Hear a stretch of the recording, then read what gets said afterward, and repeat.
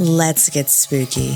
This is our station, Boo, where we explore the dark and mysterious corners of the world of horror, and we know that you are dying to listen. Welcome to the Spooky and Kooky podcast of Earth Station Boo, where we talk all things horror. Introducing our lovely host, we have Lisa. Hi, everybody. Karen. Sup. And I am Shannon, and we are joined today by two amazing individuals. We have Carol, who's the director for Urban Fantasy at DragonCon, and we have Derek, who's the director for horror at DragonCon. And we're going to be tackling the blurred lines between urban fantasy and horror. Are you guys excited? Because I know I am. Yes? Yes. Yeah. Yes. Yes.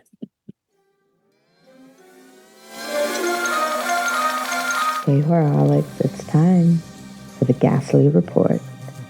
All the fun, spine-tingling news happening in horror today. Come on, let's get spooky.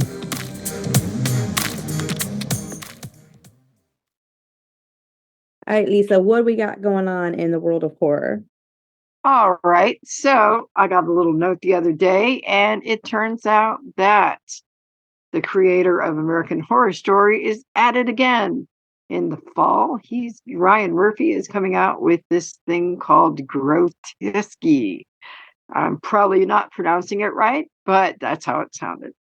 And supposedly it's coming out around Halloween or the 21st of October.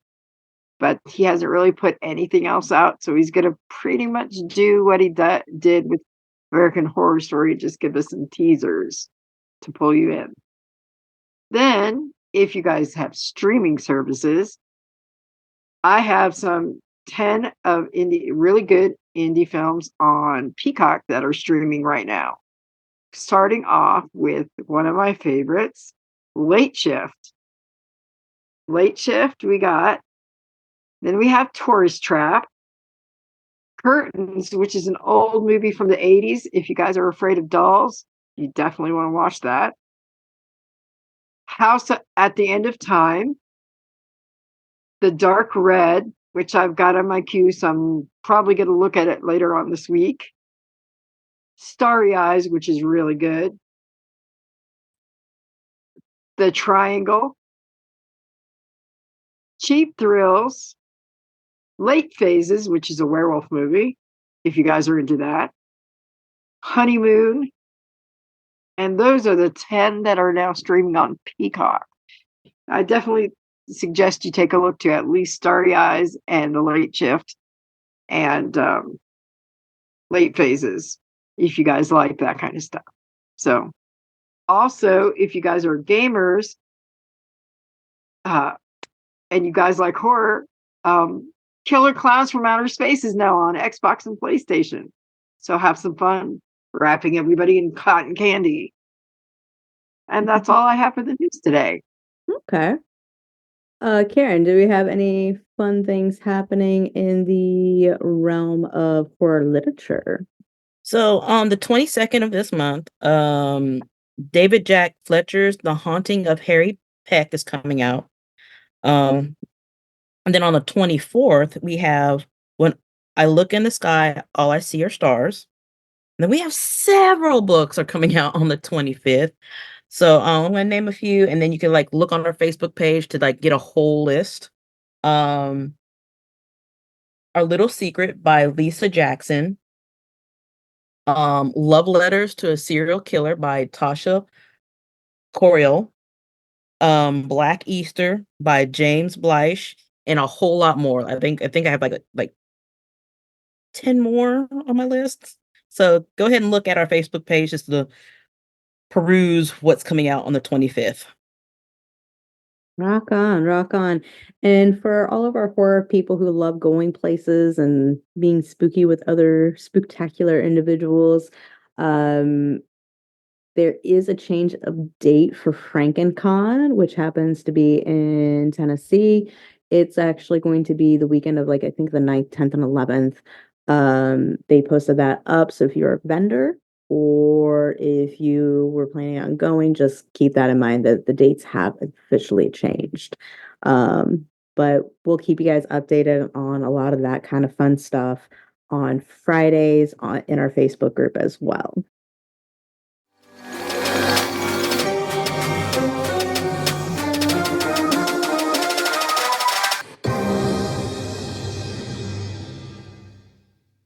All right. And Karen, do you want to go ahead and introduce Carol really quick?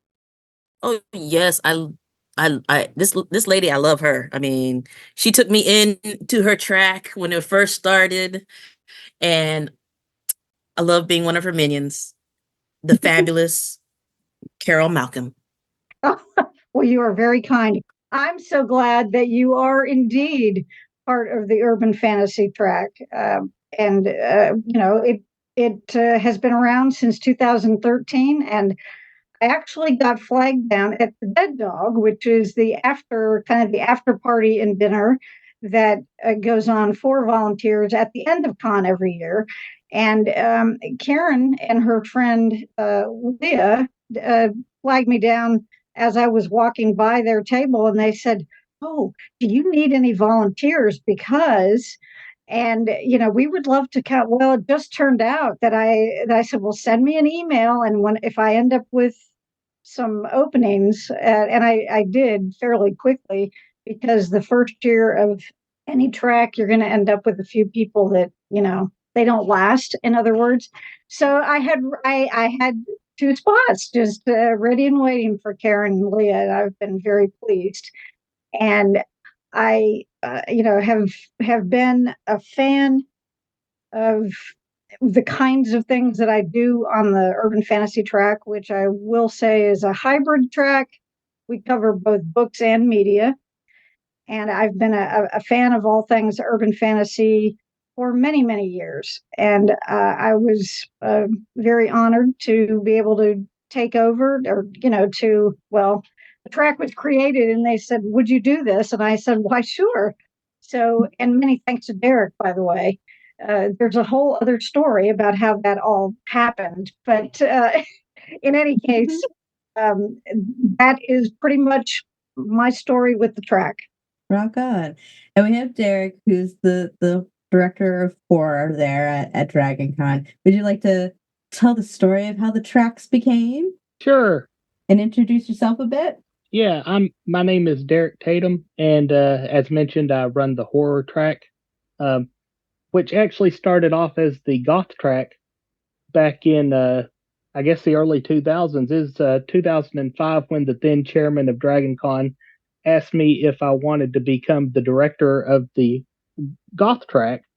And I think they asked me because they knew pretty quickly that I would bring in horror content.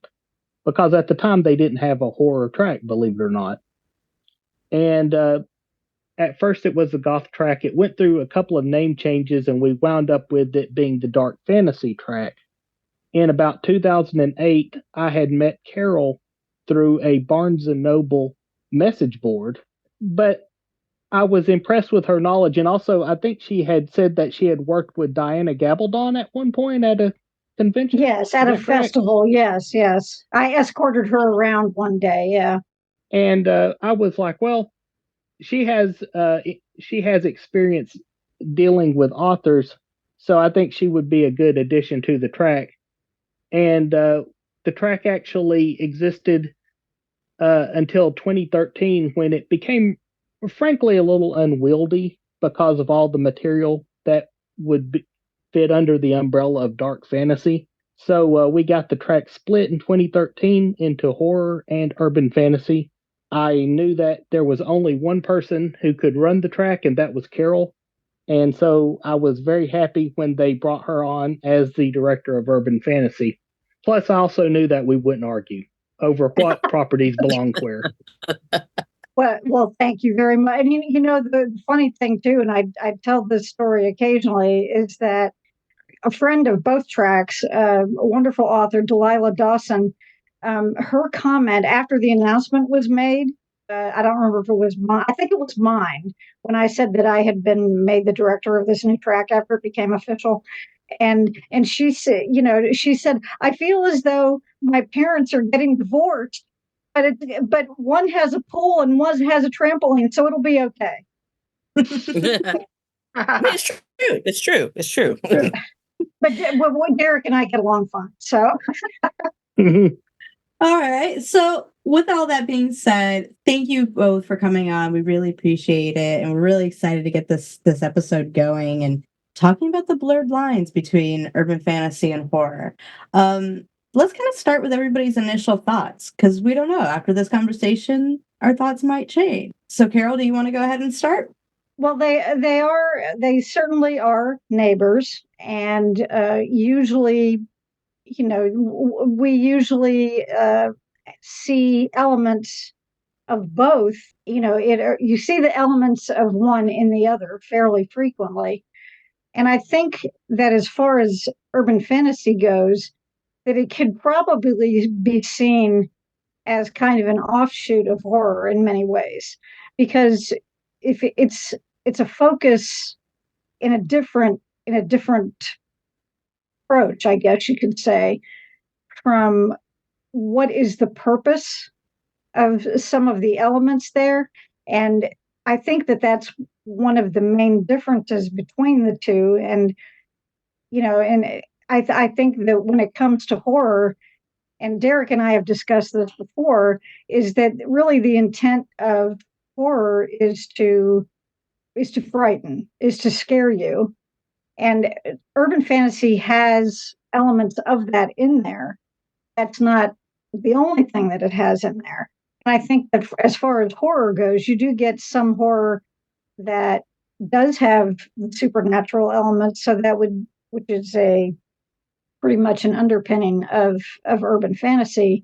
So I think that at least in, I mean, even going back, if you go back to Dracula, for heaven's sake, I mean, it's, that's elements of urban fantasy within horror right there. So I think that they have always kind of gone back and forth. And when the urban fantasy genre kind of split off from horror, I think they were saying, here, well, we're going to take a little bit of this with us while we go. And we want to come back and visit you as often as we can. But we're going to let you keep that really super scary and gory stuff over in your side. Derek, what do you think? Carol has stolen all of my primo material that I had rehearsed beforehand. Of course she did. But she really nailed it. I think really it comes down to a tonal difference most of the time. I think the lines are very blurred, but horror's intent is to frighten the reader or viewer if you're talking about media. Whereas a friend of mine once said that urban fantasy is more adventure. I don't know if Carol would agree with that or not, but that's an interesting point, which I do remember hearing before, but I'm not sure that I completely agree. But anyway, go ahead, Derek. Oh no, that was pretty much all I had to add to what you'd already said, because I think you did a good job of delineating the vagaries between right in the subject. So, Lisa, what do you think? Well, definitely, I would agree with Carol that horror is definitely, and Darren, that it's definitely meant to scare, whereas the urban fantasy is more like an adventure. I agree with you on that. But sometimes you go down the dark hallways with the magic and the creatures, and it all depends on, I guess, the characters and everything. And whereas horror is just basically the grotesque insanity, and it's just meant to just scare you. Really. I mean, I've seen some blurred lines, like in Clive Barker's Weave World and Cabal, and some of Neil Gaiman's things. But yeah, it is kind of, I would definitely agree with both of them, mostly. Okay. Karen, what about you? I mean, horror and, dark urban fantasy are like, the half siblings of each other. It is the, intent of what you're trying to, portray. Horror, it is gruesome. It is, the nastiness of humanity. While urban fantasy is like, okay, we're going to take a little bit, not too much. You can keep all that blood and guts over there. We're just going to take it and then go on our little adventure of what we're gonna do. So yeah, they are one and the same. I agree with everybody. They're one and the same, but they're like the half siblings of each other. I wouldn't call it a genre of horror. I think they're like half siblings because they borrow from each other. I think rather than referring to it as a subgenre, it's more maybe an offshoot in a way, because there are, or it's kind of if you took certain elements of some fantasy literature and combine them with horror. I think that's kind of how it has worked. And one thing I will say in terms of the adventure aspect, I would say that probably one of the other elements that you always see in urban fantasy is some kind of mystery. There's always some kind of mystery that needs to be solved. It can be something fairly simple or something you know fairly intricate, either way. But I think that is a main element within urban fantasy, and I'm not sure that it always is in horror, except that the mystery is can the good guy get away from the bad guy, and that's that's definitely something that they have going on. And I agree with you guys. Like there's the lines are extremely blurred, and I do think that they're all kind of connected. And I would actually say, if anything, urban fantasy is almost like a gateway to horror for younger individuals. Like they start reading the urban fantasy because they came from fairy tales, and you have like this whole fantasy fairy tale like streamline that then leads to the gruesome guts and blood and all that kind of fun stuff. Yeah, it's like if you can take this, then you can try that. Yeah. Yeah. It's why. You like Vampire Diaries? Come here. I have something better for you. Come take a look at this. And it's and I like both. I think they're both creative, and I think there's some amazing storytelling. I agree with you, Carol, that it's more like a sleuth mystery solving detective type storytelling versus necessarily adventure. But a sleuth can be adventurous. Right, and right. so it's you have all these fun elements, and I think what's really beautiful about both of these genres essentially is that they have this ability to take tropes from other genres and make it their own, and like really have some fun storytelling with all of these crazy elements that get to play into it. And I know, like in our previous episode, where we talked about kind of like the history, or actually what is horror, we did kind of come down to like the decision that it's definitely based on the intent and the perspective and how you as the viewer perceive it. Like what's scary to one person might not be scary to another person, but you can recognize that it is scary. And so I think it's kind of cool to see the evolution between the two genres, but how much is so muddled and so blended. So just so we can kind of like keep the conversation going, what's some really prime examples of urban fantasy and horror in y'all's opinions? Just so that way, like maybe the listeners can kind of get an idea of what we're talking about when we talk about urban fantasy and what we think of when we think of horror. Derek, do you want to start? Yeah, I was thinking about this. I would say horror would be things like Stephen King's The Shining, um, Shirley Jackson's The Haunting of Hill House, and also the excellent Netflix series that was inspired by it. Also, many of the early works of David Cronenberg, and then of course, he'd been mentioned earlier, but Clive Barker has actually uh, written both horror and fantasy. So horror is a giant umbrella. You got everything from Edgar Allan Poe to the Terrifier films. Yep. Yeah. Mm-hmm. Aren't they making a part 3 of that? Yeah. I think it's in production.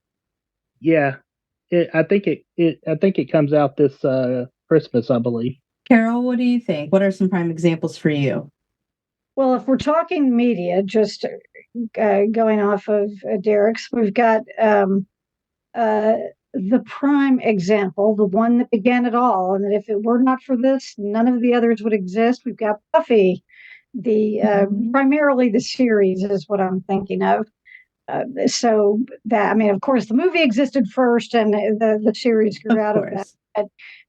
But the show certainly is a prime example. Then you've also got Supernatural, which is another, you know, very distinct example of the genre. And that show is actually a very good one that does show how the lines can be blurred, because there are some horror elements to that, to that show in some regard, or at least in some parts of it. So Yeah. I would even say that the first 5 seasons of Supernatural was a straight horror show. Yeah. Before it started delving into the whole angels and demons and all of that stuff, and then it expanded. I would completely agree with you on that front. I mean, I know so many people who I'm like, oh, I love Supernatural. And then I tell them that, and they're like, well, that's a horror show, isn't it? And I'm like, technically, no, it's more like urban fantasy. I go, but I get why it does skirt a little closer to the horror spectrum than urban fantasy, especially again, like those earlier seasons. But I think the reason that it does, I think what places it firmly in the urban fantasy arena is the fact that there are the different creatures of the week, and if you go back and watch some of the early episodes, the guys are always trying to keep it secret that these things exist, and trying to hide it from everyone, or from most people. And then after a while, they just kind of give up. They'll have to tell.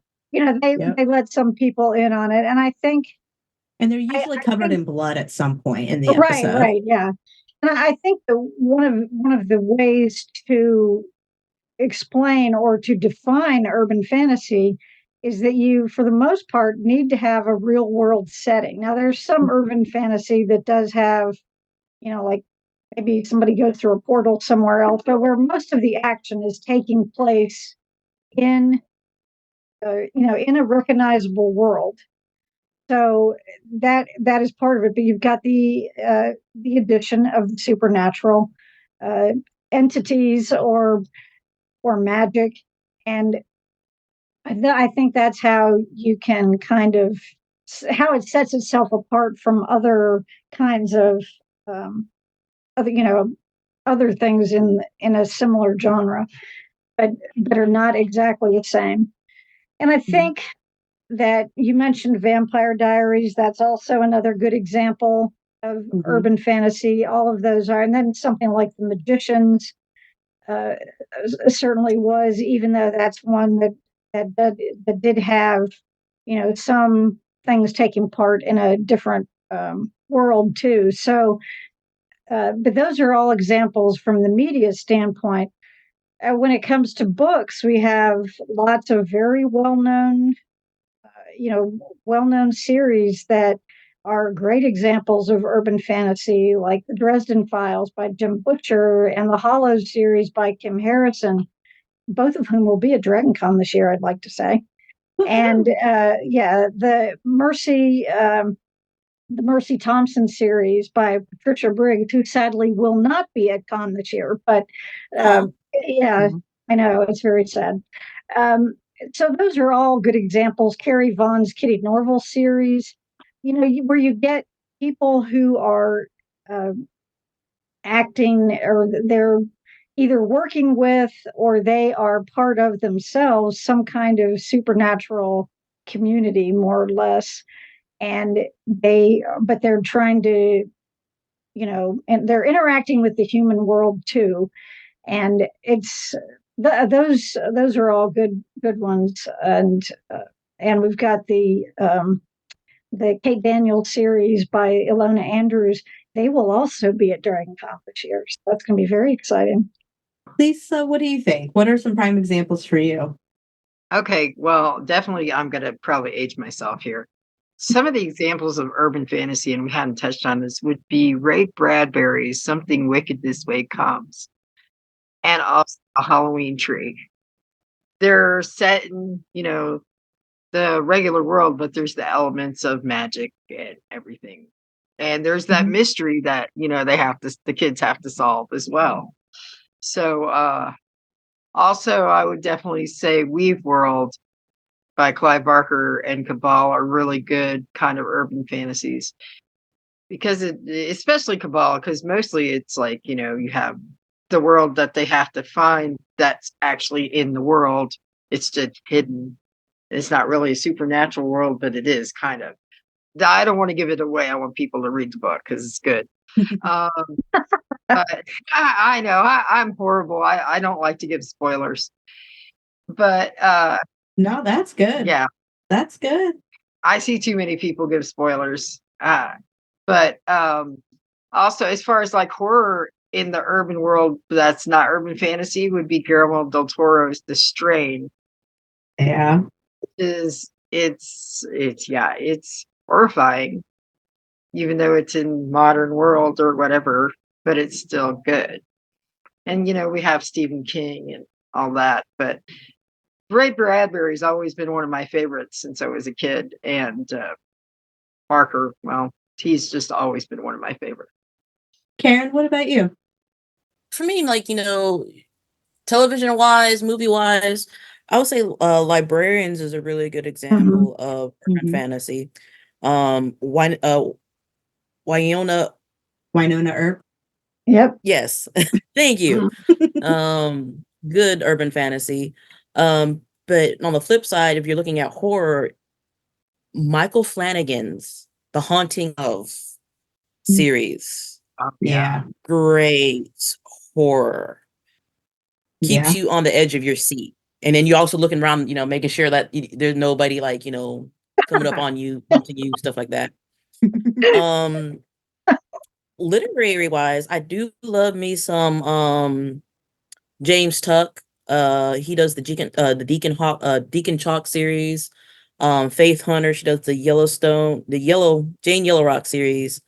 That's for urban fantasy.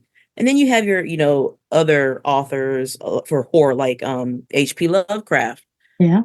Poe.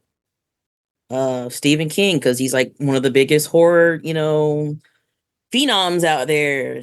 So yeah, that's my examples.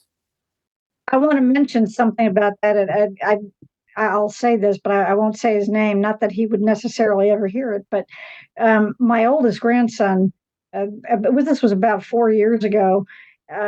We were watching The Haunting of Hill House, and we were sitting in the living room at our house here, and I was sitting on the couch, and he was sitting in a recliner chair that's like just on the other side of a side table. And there was one of the scenes where it was particularly spooky, and he moved over to sit on the on the couch beside me. So yeah, and he didn't scare easily. So that was those are good examples, Karen. Of course, I have to throw in a number of the slasher films that people will probably expect to hear, like Friday the 13th, Nightmare on Elm Street, Halloween, et al. So, yeah, like we haven't already talked about those guys enough. I mean, yeah. I think almost every episode we mentioned those guys. Like, Mike Myers, yeah. Yeah. How, Lori would do this. Yeah. Okay, so for me, I think some really cool prime examples for urban fantasy, American Gods by Neil Gaiman. Yep. I think is a fantastic example that like a lot of people like know the name of, but didn't realize that it was actually a book series before the TV. You also have like the 100, which I think is a really good TV series and book that kind of has that like urban fantasy kind of like element to it, even though it is post-apocalyptic at the same time. But then, when I first thought of like urban fantasy versus horror, I thought of Buffy. I thought of, which by the way, there is going to be the Buffy horror show at DragonCon, which I'm super excited about. Yep. I volunteer with it, so. Yeah. Yes, we should mention that Shannon is also one of my volunteers. Yes. Yep. And then, but when it comes to kind of like the more horror side of things, I'm thinking like Stranger Things kind of like it toes that line a little bit, but I think it's more on the horror side because of like the gruesome level of it, and that there is a little bit more like more scares, I think, overall for that show.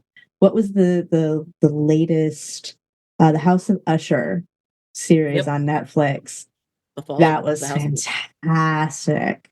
That was fantastic, and I think that's another prime example of that one I would actually put in the horror category, but it toes that line with urban fantasy quite a bit.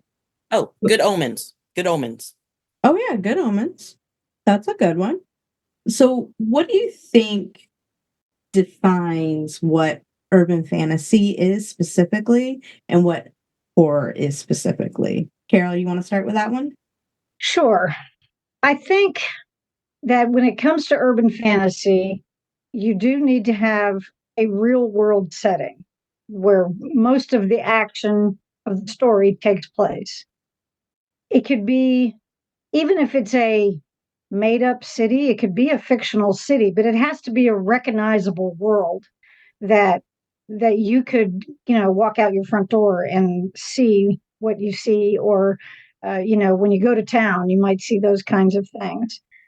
And then you have the tweak of the supernatural elements added in. And supernatural elements, can involve what one of our former senior directors used to refer to as magical creatures. Um, you can have those. You got your vampires, you got your werewolves, but those are not the only things. Those are the two that people most associate, I think, with urban fantasy. But They're it can also, recognizable. what's that? They're recognizable. Right. And also it can also be magic. But technically, I think that primarily urban fantasy needs to be defined by those two things. That it needs to be taking place, most of the action in a recognizable world, and that you have some form of the supernatural at play. Okay. Derek, what about you? Carol pretty much nailed the definition of urban fantasy, I think. But to me, horror is very vague. It's one of those things that you know it when you see it. And I have thought about this for a long time, and the best definition I can give is it's a story with the qualities of a nightmare. That is perfect. That is, Yep.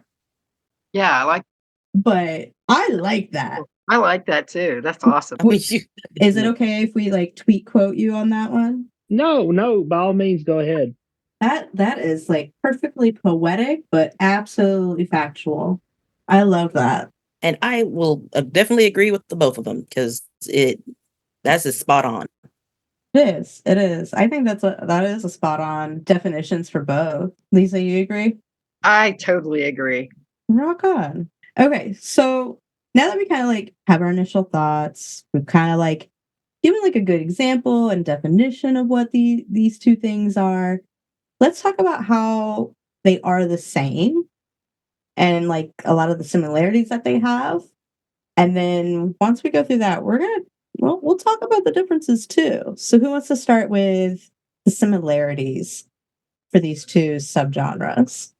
Well, I would say that I think one of the ways in which they're similar is that they both have a degree of making you feel a little bit unsettled. Now, when it comes to urban fantasy, though, it can be done in a different way. Although if you're talking about suspense, you know, if you're talking about like a paranormal cozy kind of urban fantasy, then probably not. They're not going quite so much for that kind of a vibe. But if you're looking at urban fantasy that where there's where there are higher stakes. I mean, if you think about something like Supernatural, or you think about Buffy, and then you think about some of the things that Harry Dresden faces or Rachel Morgan faces, then, you know, those things I think are very similar to the kind of suspense that you might get within horror. And I believe that those things are important. And I think that in horror, that we don't always think about the fact that how important character is. And I think that is, not necessarily the reason people like it. Not everybody is there for, oh, these are just great characters, or I want to see this character develop. But I think that is an aspect of it that sometimes gets kind of glossed over. And I do think that, as important as character is within most kinds of fantasy, that also applies to horror. I don't know if Derek agrees with me or not, but Yeah. No, I think that's good. Derek, what about you? Well, I think that both horror and urban fantasy draw from similar imagery. mm, Well, I should say modern urban fantasy and horror draws on similar imagery. I mean, you had the early urban fantasy like Charles DeLint and Emma Bull, which were not really horrific at all. They were just modern day settings with the magic added into them. But yeah, again, it's one of those things you kind of know when you see it, you know. I mean, I think their similarities is the mystery and how you go about solving said mystery and the characters that you use. Now, if you amp up the horror side, like the terror side, the disgust, it makes it into the horror. But if it's like, even keel, it's kind of hard to see which one is horror, which one is urban fantasy. But they draw that same, what makes them the same for me is they draw that same line of that that mystery and suspense and going on this adventure. For me, it's an adventure. All books are an adventure. Lisa, what about you?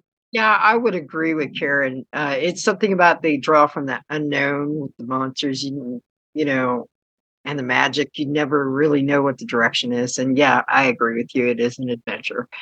I mean, Derek kind of like touched on this, that they kind of both came from like similar like beginnings. I think urban fantasy and horror draw from the same like original source material, which is folklore, mythology, and all that stuff that was told to us when we were little, kind of stuff. When you look at both of them, you can see the elements of old fashioned fairy tales and things like that, where they were lessons to be learned and you had to solve a problem, but there was this supernatural mystical element to it that always kind of gave you pause. It always gave you that thing that made you want to go, I need to think about this. And I think that's where like a lot of the similarities start, is the fact that they have so much source material that they're born from. It's the same source material. It's just taken one in a nightmarish direction and the other in a slightly more wholesome. slightly. I like that. That's a good. We'll use that for the new tagline. Yeah, urban fantasy, slightly more wholesome. There you go. Path, and I think that's the different, or the similarity is that it came from the same spot, just went in different directions. Yeah, I think that's a good point, and I think they went in different directions, but they also highlight different aspects of those paths as well. I mean, it's like identical twins. They all started in the same place, but they're two definitely different people, even though they might share a lot of characteristics that are the same. So, what would you guys say are the differences? Like, what do you think is like this is specifically like the biggest difference? I know we kind of talked about it and about like the fear factor of it earlier on, but like what else would you guys say is kind of like the things that will help differentiate between the two? Publishing categories. I had a feeling he was going to say that. You're not wrong. That's That I mean that's true. Where the bookstore puts your books. Anybody else want to build off of that, or are we? I think we're good on this. There's no lie detected because I've seen a lot of urban fantasy and romance, and I'm like, wow, okay, urban fantasy romance. Yeah. Yeah. And a lot of But- horror are still in their horror section, so it's kind of like, okay, how they do it. Yeah. Well, I think, we talked about one of the main differences in the beginning about the tone that, Derek used that word. And I think that's a good point right there. There's some urban fantasy that rides the line into more of a horror voice than some others, but I think for the most part they're somewhat distinctive in that way. And it does have a little bit to do also. Karen mentioned about how gruesome is it? It's like how much blood and guts. Well, there's some urban fantasy that can have some, but typically they don't dwell on it. It doesn't. It's not like a primary feature of whatever a particular scene might be. And I think there's going to be a lot more of that in horror because that's kind of what people expect for one thing. But I do think that the tone, and then yes, the amount of the amount of violence we've had actually panels on my track a few different times about violence and urban fantasy, and it it always draws quite a big crowd. Actually, maybe it's time to pull that out again for this year, ladies. I don't know. I'm down for it. Yeah, it's because it is a question that people use different levels. So within different series, I mean, different authors have different approaches, but then installments, like a particular book in a series might have more of a kind of what you might expect from horror than another would. So there is a little bit of that, but I think that would you then say that it could also possibly be somebody's own personal perspective on whether or not it's more horror versus urban fantasy in that regards then? I think so, because I think a lot of what we're talking about is subjective anyway. Mm-hmm. How do we Very see much it? We Derek and I have specific mindsets about it because we have to in order to be able to do our jobs.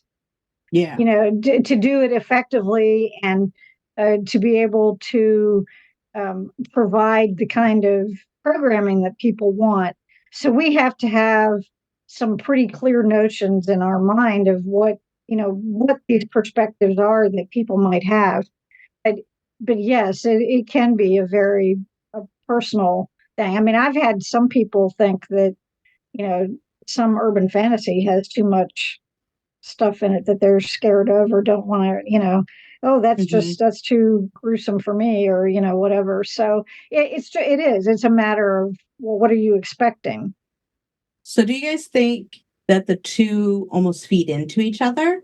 Like the two genres almost like feed and build off of each other? Not as much anymore. I think early on, yes, absolutely. But I think they've pretty much developed into their own separate beasts. What would you say, Carol? I agree with you. I think, that when urban fantasy became its own thing, more or less, if you want to put it that way. I mean, it's been around a long time. You talked about Charles Lint and Emma Bull, but then when it kept moving, when the genre kept marching on, it was taking a little more horror with it as it went.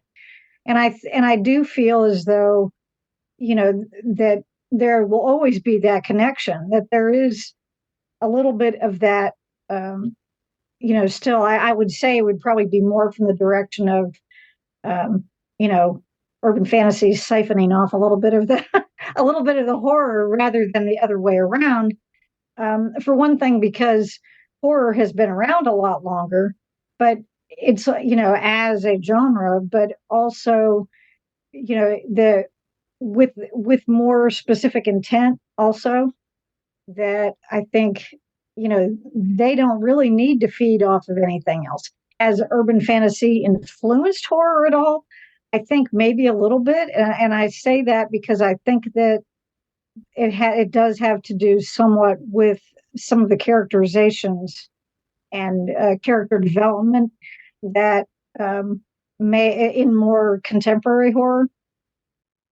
So, but whether they feed off of each other um, directly anymore, I think Derek's right. I don't think it's as strong a connection as it used to be. We'll always be pals, though. I think that's fair. I mean, yeah. I mean, I don't like I said, like modern day horror and urban fantasy, they borrow from each other, but they no longer feed off of each other, like some sort of parasitic twin. And I will add that Derek and I don't do that either. So just to clarify. Oh, good. I was worried about that. We've kind of touched on like urban fantasy not being, or sometimes being in horror and sometimes being in a romance and like all that kind of stuff. And Karen actually brought up this question when we were talking about this topic. When you go through the bookstores and the libraries, there usually isn't a specific urban fantasy section. Why do we think that is? And do we think that will change? I think that it's like that simply because, the label that gets put on the side of a book and the people who, are stocking the shelves in bookstores. And this is not to criticize people who work in a bookstore at all. I'm not saying that, but they may not be familiar with it either. So unless people say, well, I'm looking for the urban fantasy section, it's not really a problem probably for booksellers. Because if it were a problem for booksellers, then chances are they would, actually make a section. A lot of times, I think they do a pretty good job of separating science fiction and fantasy, but you can usually find most urban fantasy within the fantasy category. In a bookstore. Karen's correct that you will also find them sometimes in romance. So that's the thing. If I'm looking for a new book in the bookstore, uh, especially if it's somebody that I'm not as familiar with, then I'm like, okay, well, I'll check fantasy first. If it's not there, then it's like, all right, here I go. And sometimes they do show up in horror too. Like Laurel K. Hamilton showed up in horror for a long time. And then, so I've got those three areas I can go check. And, that eventually maybe it will happen. But I think that, with it being, part of fantasy, that most bookstores may see that as being enough of a qualification to just stick it in that one. It's like this great big category. Let's just put it in there, with all the rest of them. Do you think like over time, because urban fantasy is becoming such a known genre, that it might actually eventually have its own section? Or do you think it would kind of depend on the shop? Interestingly enough, the bookstore that's closest to my house actually does have an urban fantasy section. They have an urban fantasy section, a horror section, and also a paranormal romance section.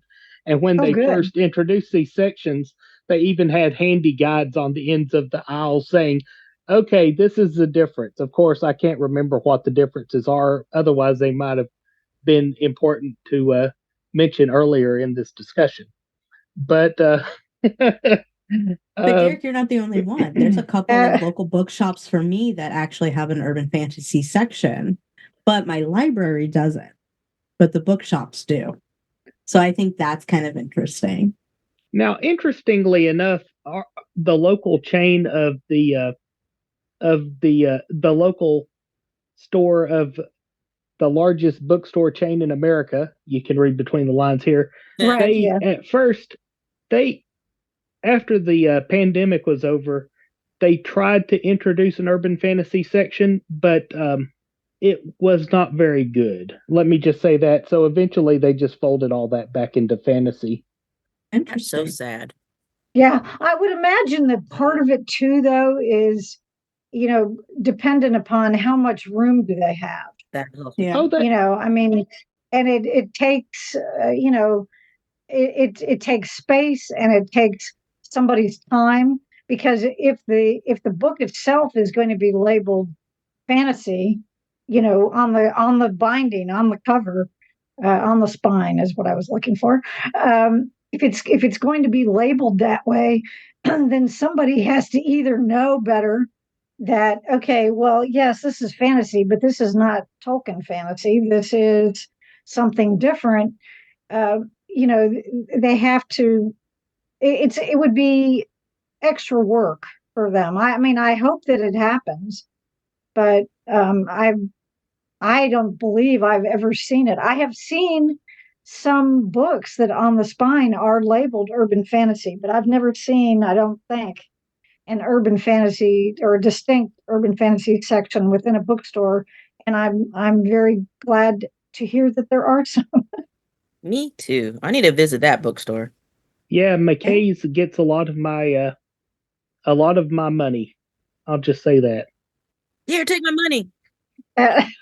I prefer to shop local. And if I can't shop local, if I do shop online, I try to do a used book through some like used bookseller. Because 9 times out of 10, that's more of like a smaller business versus, Bezos and all of his money that he would like to have. So, Lisa, what about you? What's been your experience when it's come to finding these books, and what sections have you found them in and all that fun stuff? Well, where I moved from, Alabama, everything was all muddled together. We did have one store that was a little bit more organized, and it's also a big store, but it had everything, video games and comics and everything in it, and it was a lot more organized.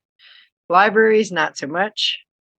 Here, I have only explored the library a little bit. I haven't really had time, but we do have a really cool bookstore in downtown Greeley, and it looked like it was pretty organized as far as urban fantasies and horror and all that kind of stuff.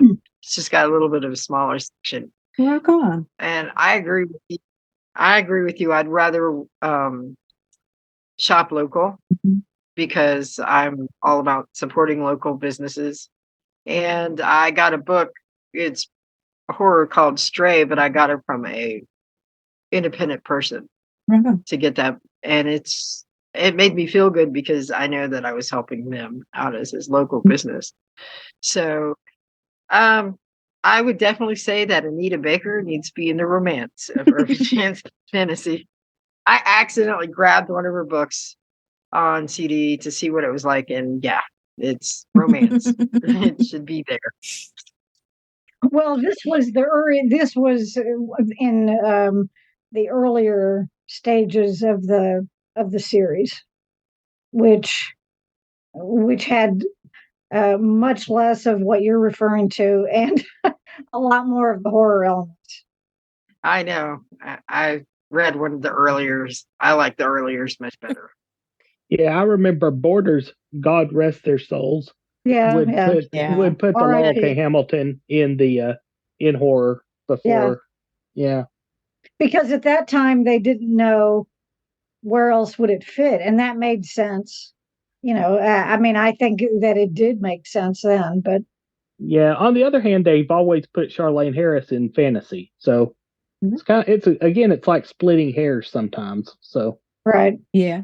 I mean, sometimes you just have to like go your little adventure, traverse around the bookstore, Yeah. go to like fantasy, go to mystery, go to romance, go to horror to see the book that you want.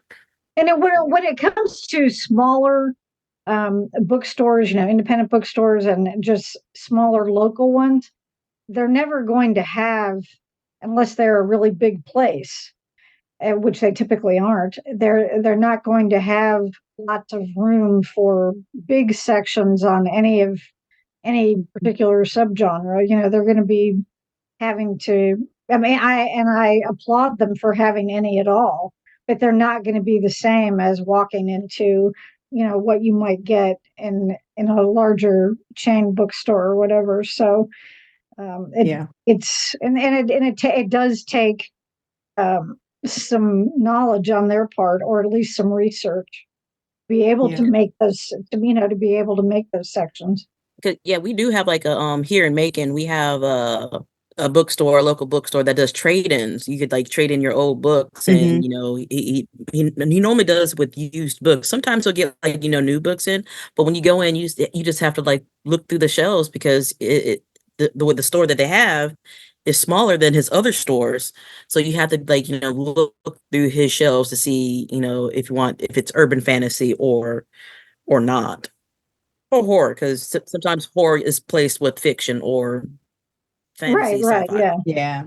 And for those who have a hard time reading, or you're dyslexic or anything like that, there is an app called Libro, and it is actually a audio book app, but you can actually pick local bookstores to actually give them the money for the purchase of the audio version. So if you guys want more information on that, just hit us up on our socials and we'll let you know. But and this is not sponsored, by the way, not sponsored. Yeah. I just use it for when my ADHD is a little too much and I can't like stare at a page for more than a minute. But it comes in handy, and you can even like adjust the speeds and stuff. And I've purchased a few books through that, and it has given credit to some of my local bookstores that I love going to, which I think that's really cool too. And actually, quick question. How do you guys feel about listening to urban fantasy and horror being like read to you versus like watching it or reading it for yourself? I have to actually look at something. Okay. Yeah, this actually came up in conversation yesterday with someone else. And I actually have Spotify, and Spotify has a lot of books, a lot of audio books on it now. They do. But I can't listen to them while I'm at work because I want to concentrate on my job.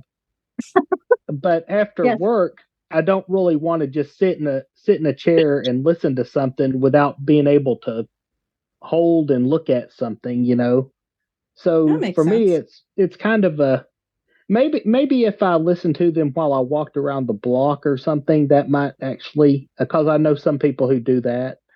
But overall, That's where I do most of my listening. it's an area that I just haven't really gotten sucked into yet. So Okay. Well, I would say that I had an interesting experience recently. I've never been a particular fan personally of audiobooks for myself.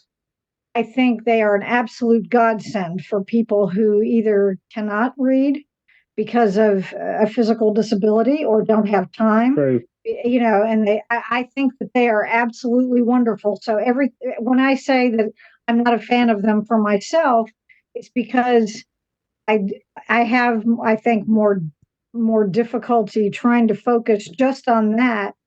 And then, a lot of people are doing something while they're listening rather than just sitting in one spot.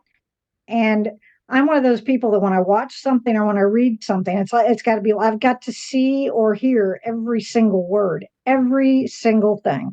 I know my husband probably goes nuts because sometimes if I miss a word, somebody said dialogue wise, I have to back it up and do that.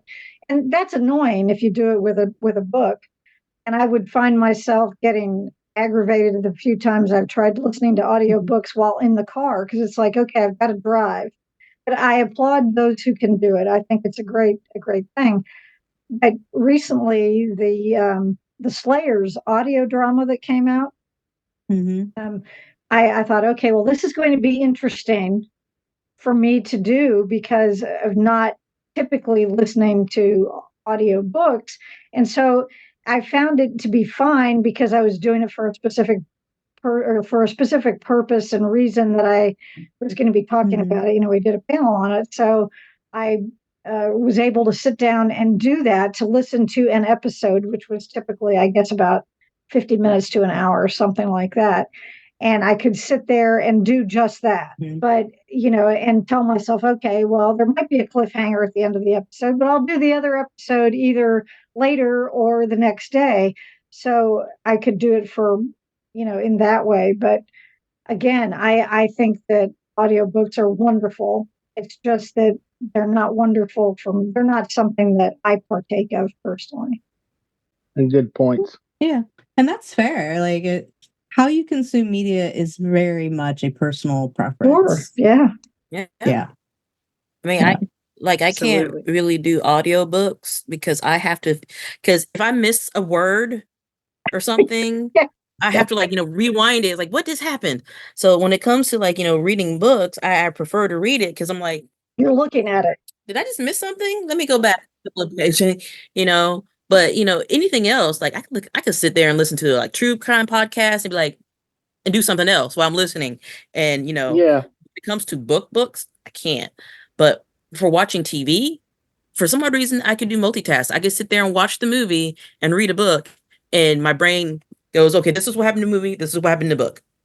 Do that. I don't understand it. I don't understand it. Have you been tested for ADHD? I don't know. You may want to check. I listen to audiobooks. I'm thankful they're a godsend for me because I do have dyslexia. I'm also constantly working on stuff, so it's nice to listen to them. But I agree with Derek. I cannot listen to audiobooks while I'm at work because it will totally throw me off on my concentration because you get into a really good scene. I do like to read books and stuff like that, but unfortunately, it's just easier for me. And I'm very thankful for the audiobooks. I'm actually listening to Jurassic Park right now on the way to work. Nice. This work's like 45 minutes away, so that's on my to be read, my TBR list. So yeah, for me, I love holding a book. I really do. But when the ADHD is hitting hard, I can't look at that page for more than a minute and actually comprehend what I'm reading. I remember the one time I sat there, I think I read the same sentence for 10 minutes, just over and over and over again. And I'm like, I have no idea what I'm reading. It's not computing at all. But then I went and I listened to it and I was like, oh, okay. It was like, okay, so I just had to hear it. All right. So when the ADHD is going hard, I go and I listen to what I want to read, and I'm able to enjoy it just as much. But I am that person. I'll do the dishes while I'm listening. I'll go for a walk. I take care of animals, so I walk dogs all the time. Every time I'm walking the dog, I got my headphones on. I'm just sitting there having a good time, listening to whatever I'm listening to, and it kind of helps out. But let's kind of move on. We got one more or two more questions, and then we're gonna hop into the electric chair, which I'm excited for. We're gonna set up the suspense for this one. Karen had also brought up a really cool point. Horror films and shows actually have been kind of gaining popularity and growing, while the literature side has kind of been on the shrinking side of things. There hasn't been as much good horror literature kind of being produced, or even but what are you guys' thoughts on that? Derek, do you want to take lead? I can't say I agree, actually. Okay. Yeah, I'm not as current with contemporary horror literature as I should be. My reading tastes are stuck firmly in the early 90s. But But I would say that there has been a boom in horror literature. And I think the fact that Barnes & Noble actually brought back their horror section and it takes up 3 bays at my local store is actually a pretty promising sign that the genre is not on life support like it was probably about 5-6 years ago. See, that's kind of weird, Derek, because like my Barnes and Nobles was like 6 bays, and then it dropped down to 3. And how many of those are Stephen King books? Not wrong. But I was going to say, and on top of that, you have the Kindle phenomenon, which there's countless books out there that are being published all the time. So yeah, I would say that there's actually kind of a boom going on right now. I think because of Kindle Unlimited, a lot of indie authors are really like starting to put out some really good stuff. And you can kind of see the growth coming from there. I mean, if you get onto like Book Talk on TikTok at all, like there's like a whole horror book talk section that is booming, but a lot of it is indie authors. It's not, big up and, big named authors. It's not, Anne Rice. It's not Stephen King kind of thing, but they've got some good stuff. But a lot of it does skirt the lines of urban fantasy. And I'm wondering how much for us as like people who do love horror, our horror stuff is getting thrown into the fantasy section. And we're kind of missing the horror section because it's getting put in other places. Food for thought.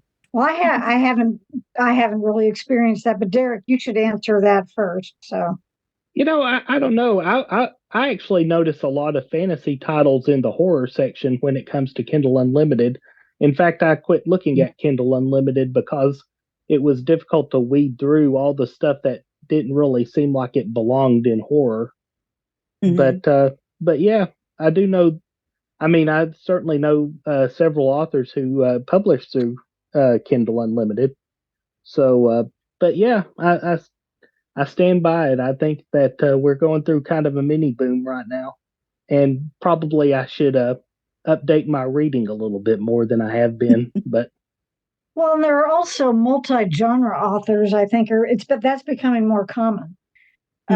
It's not as though Stephen King, we're going to really pick on that poor man tonight, but, it's not as though he hasn't written things aside from horror, but he will always be known as a horror author because that's what he, that was his bread and butter. That's how he made his name and how, how he got famous. And so he will always have, that particular label attached to him, I guess I should say. But there are people who have written other kinds of fiction that have started delving into horror more.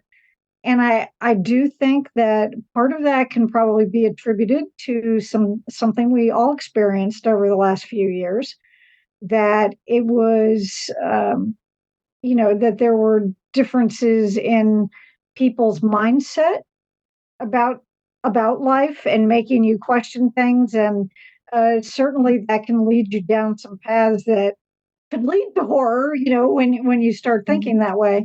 But I do know that there are several people who either started out in one area that have decided to move on to, and not necessarily exclusively. It's not as though they've left anything behind, but I think it's become more accepted that, well, you might be, a fantasy author, but who says you can't write horror, or who says you're a horror author that can't write science fiction if you feel like, I mean, and I think that's becoming more common.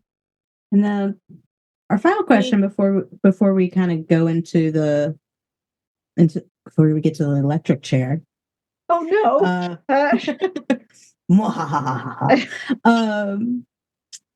And this is actually another question that I actually really love, that Karen brought up, and I think it's a really great way for us to kind of end this segment, is Do you think the up and coming voices of horror and urban fantasy will leave behind as big of an impact as the old guard? So Stephen King, John Carpenter, Robert Englund, etc. Okay, Hamilton, all that. Yeah, Anne Rice, the whole nine. Wes Craven, even. What do you guys think? I think that the people who are up and coming, as you say, uh, have ways of leaving their own marks.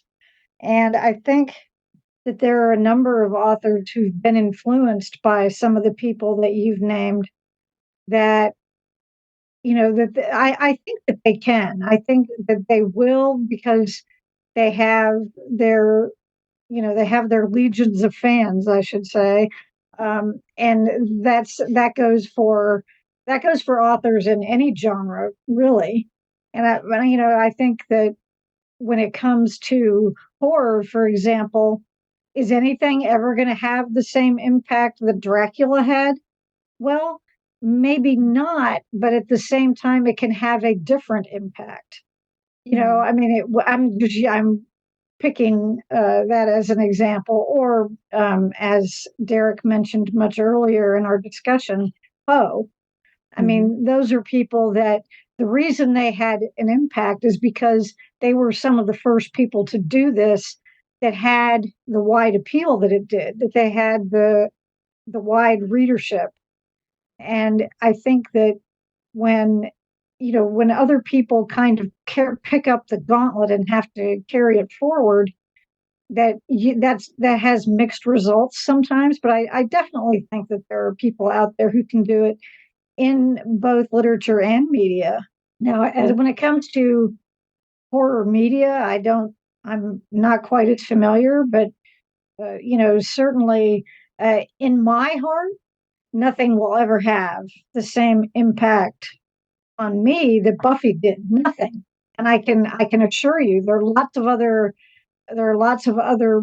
urban fantasy shows that I have loved over time. Right now, we're actually doing a Lost Girl panel series monthly, and that's a great show, and all of that. So, and you mentioned earlier Winona Earp, and those are actually shows that built upon Buffy. Supernatural was a huge influence because of how the longevity. 15 years for a genre show is amazing. Yeah. So I think that, those, I just think it depends on what kind of an impact they have had themselves as to what that longevity will be. That's fair. Derek, what are your thoughts? Well, being an old person who is fairly set in his ways, I'm going to say probably not. But I will say that the closest example I can give is somebody who's not really an up and comer, but he's starting to get more widespread here in America. Is Japanese manga legend Junji Ito. Yes. Yes. I think I think that he's doing a lot of interesting and very cool things with the genre, and I think he will be remembered as one of our grand masters. I know when we did our episode of history of horror films, one of the things that we talked about like currently in the horror sphere is that we are in the midst of the change into a new age and era, and it hasn't been defined yet. It's still kind of in the works, and a lot of like the previous eras and ages and all that were all defined by a subgenre that kind of came into popularity during that time frame to kind of define it. And so I think we're in the midst of change right now. And I think that's going to be kind of interesting in the long-term impact of what's coming. But when we have, at least for horror, we have Blumhouse and A24, who are knocking out some really great pieces when it comes to like film media that I think are gonna be game changers. I think they're gonna be what kind of helps define the genre for this new era. Karen, Lisa, what do you guys think on like the impact of like old to the new and all that kind of stuff. I mean, there's never going to be, another Buffy. Even No. a female actor cannot, like, even though I don't like Buffy, but Sarah Michelle, Gellar, she did an awesome job. Like, there's not going to be another female urban fantasy heroine like, Buffy. I don't think there's going to be another, Poe or anything like that. But Stephen King's son, Joe Hill, is coming on his own. I think he'll, will fill that gap between him and his father when his father passed or his father retires.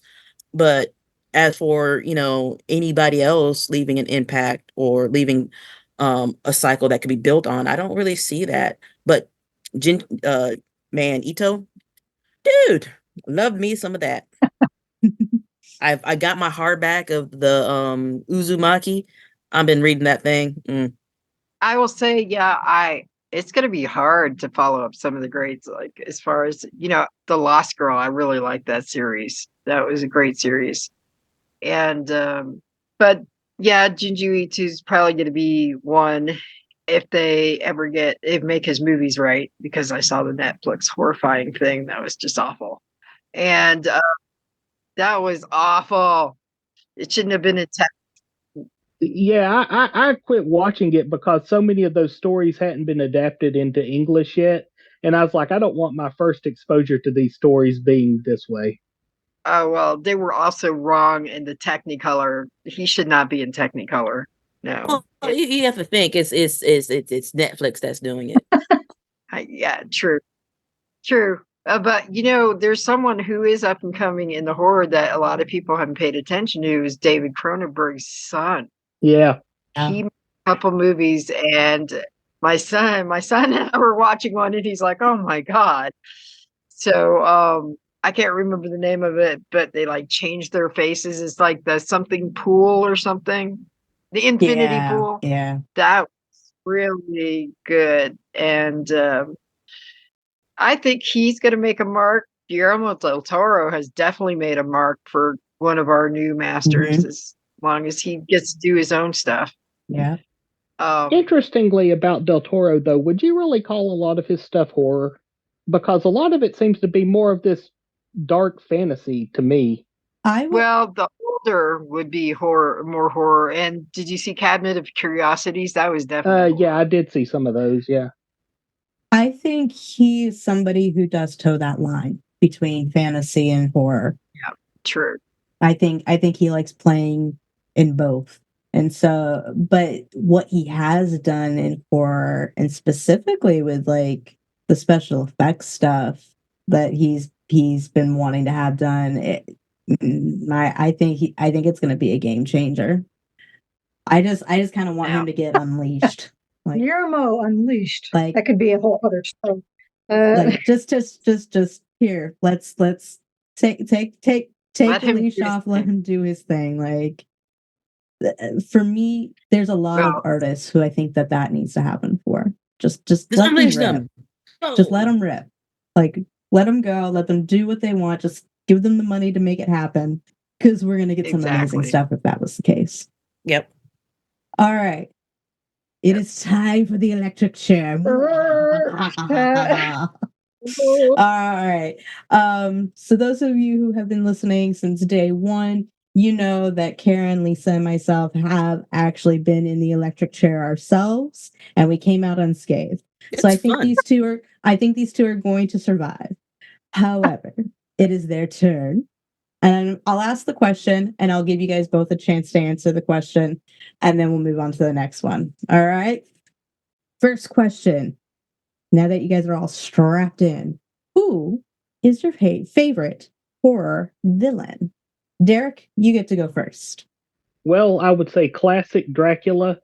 More contemporary, and by contemporary, I mean the past 40 years, I would say Pinhead, aka the Hell Priest from Hellraiser. Good choice. Yeah. Carol? I would have to agree on the Dracula front. That is one that I think, I mean, when you're talking, especially Dracula from the actual book, that is that's pretty perfect. And I will just say I'm very excited because I'm going to get to go see Whitby Abbey in person in a few, like in about a month. Yeah, I'm excited. That's exciting. I digress. As far as so yeah, I'll be looking around. I'll be checking it out. Looking in the corners. But as far as contemporary horror goes, one of the shows that I think that I know I should have mentioned it before, but there have been a number of good ones, and this is another one that often rode the line between urban fantasy and horror, was Teen Wolf. And they had some villains in the series, not the movie. And that show had some pretty scary villains, most of whom I can't think of by name, but because it's been a while since I've seen some of the episodes. But some of them were, for me, those were pretty good villains. Alrighty. Now here comes the one that I think is going to be like everybody's favorite question. It's Kiss, Marry, Kill. So the characters that we have for you to choose from, or characters or individuals, I should say, that you have to choose from for your Kiss, Marry, and Kill are going to be Stephen King, because we haven't talked about him enough today. No, he hasn't been mentioned at all tonight, but whatever. Buffy Summers from the movie, played by Christy Swanson. And then Laszlo Cravensworth, played by Matt Berry, in What We Do in the Shadows. So, Carol, you get to go first. All right. Well, I'm giving this a little bit of thought. I guess I would probably have to give Buffy a kiss. I guess I just would have to. I think, it's just like, thank you for starting this whole thing, for starting what became my very favorite show. To marry, I think probably Stephen King, because I think that would be kind of interesting, to be honest with you. And kill would have to be Laszlo, because he's eventually going to kill you anyway, if you're a human. But I would do it only if he attacked me and after we'd had some really good conversations, because he's my favorite vampire character on the show. He is a character. That is for sure. He is. That is for sure. Derek, what about you? What are your choices? Well, for Kiss and Marry, my choices are very limited on that one. Yeah. So I'm going to say I'm going to have to go with the only choice there, which would be Buffy. Gotcha. But I would probably kill Laszlo, because he would. You'd probably die by misadventure just by being in his presence anyway. So best to be proactive about that. But it would be fun to have a conversation first, right? I mean, that would be, to be able to sit around and talk to him. Yeah. I mean, honestly, that's the best way to be able to kill him, is get him into a conversation. Right. Yeah. Yes, righto. It's like... All right. And then the final question here in the electric chair. What two fictional characters of any genre would you want with you to help you survive a horror movie? Derek, you get to go first this time. Hellboy and Goliath from the Disney cartoon Gargoyles. Nice choices. Those are some good choices. Rock on. Carol, how about you? Well, I'm going to go with the classic, or my classic anyway, and say Buffy from the series, the show, and Dean from Supernatural. I think that they would probably work pretty well together, and I would put my money on either one of them. And together, I'm guessing they could really get me out of any situation. Oh, God. Okay, so we made a mention about, Stephen King being like, the horror. For me, it's like Stephen King is to horror as Jim Butcher is to urban fantasy. That's a good way to look at it. That's fair. Yeah, that's fair. Yeah. Especially when you're talking about name recognition, too. Yeah. I mean, those are the ones that, most commonly come to mind for people, I think. All righty. With that, we have to end up closing, because otherwise we will be here for another hour and a half. But So, listeners, do you agree? Disagree? Do you have any questions, comments, or rude remarks that you want to throw at us? Is urban fantasy a subgenre of horror, or are they just cousins? You tell us. You can find us on our social media, and we can continue that conversation there. We are on Instagram, TikTok, X, Threads. We have our Facebook group, and you can also rate, subscribe, like, and share on all the different platforms where you can find a podcast. I want to give a massive thank you to Carol and Derek for coming on and hanging out with us and chit-chatting. I know we always kind of end it with like, hey, this is where you can find us. Where can our listeners find you guys to like continue like hearing all the cool stuff that you guys have going on, especially with like DragonCon and the tracks? Carol? Well, if you go to Facebook and you type in DragonCon Urban Fantasy, you will go directly to our track page. That is active year long. I keep, I have something. I generally have something to say at least once every few days. And as it gets closer to con, there will be even more content there. If you go to YouTube and plug in DragonCon Urban Fantasy, you will also find our YouTube channel, which has lots and lots of different videos that have been recorded over the last few years, beginning in 2020. Surprise, surprise. And we have author interviews and panel discussions about different media properties as well. And those are the two easiest places to find us. You can also go to Blue Sky and just type in DragonCon Urban Fantasy, and you will find us there. Rock on. Derek, where can they find you?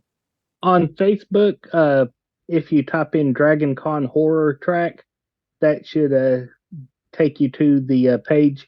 And we also have a group, like a group page where people can contribute their own stories and things like that. Also, we have an Instagram page. I'm sure you can find it pretty much the same way, but that's where we are. I would like to start a YouTube page to rip off Carol, but I've pretty much been laying down on the job on that one, so there's no YouTube page at this point. Lisa, where can they find you? You can find me on Instagram. You can find me on Facebook. You can find me on Threads occasionally, and revamping my YouTube page. Rock on. Karen? Everywhere. Just everywhere. Everywhere. Like literally. Just Like literally everywhere. And during DragonCon, you can find her in my track room. or in horror. And occasionally in Derek's, yes. And then you can find me, Shannon, on all the different things at Spilled Tea Wine Media Mind. This has been an amazing episode. Thank you again, Carol and Derek. We really do appreciate y'all coming on. This was an amazing episode. We had so much fun doing it. But before we go, I also want to thank you guys, the listeners, for joining us. We really appreciate you and your support. Again, please like, share, subscribe, the whole nine. And I hope you guys have a wonderful, wonderful rest of the time. Stay spookly, our lovely ghouls.